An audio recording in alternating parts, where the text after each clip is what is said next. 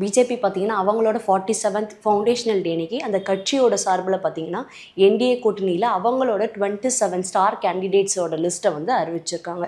So அந்த star கேண்டிடேட்ஸ்லாம் யார் அப்படின்றத நம்ம இப்போ ஒன்று ஒன்றா பார்த்துருவோம். ஆவடியை பொறுத்தவரையில் பார்த்தீங்கன்னா திரு எம் ராஜசிம்ம மகிந்திரா அவர்கள் தான்.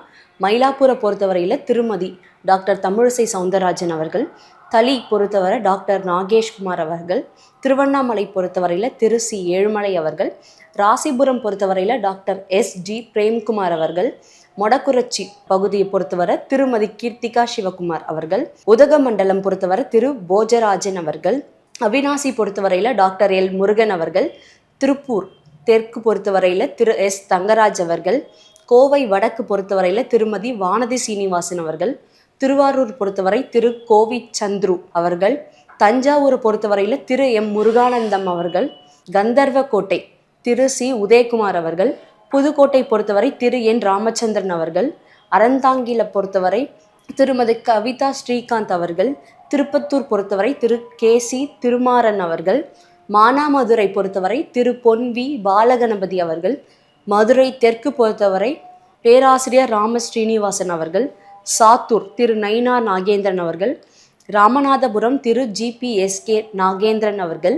திருச்செந்தூர் திரு KRM ராதாகிருஷ்ணன் அவர்கள். வாசுதேவநல்லூர் திரு அனந்தன் ஐயாசாமி அவர்கள். ராதாபுரம் பொறுத்தவரையில் திரு SP பாலகிருஷ்ணன் அவர்கள்.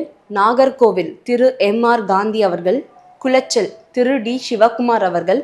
பத்மநாபபுரம் திரு P ரமேஷ் அவர்கள். விளவங்கோடு பொறுத்தவரையில் திருமதி S விஜயதரணி அவர்கள் தான் இந்த வாட்டி போட்டியிட போகிறாங்க. கடந்த 2021ஆம் ஆண்டு நடைபெற்ற தமிழக சட்டமன்ற தேர்தலில் பார்த்தீங்கன்னா 20 தொகுதிகளில் பாஜக சார்பில் போட்டிட்டாங்க.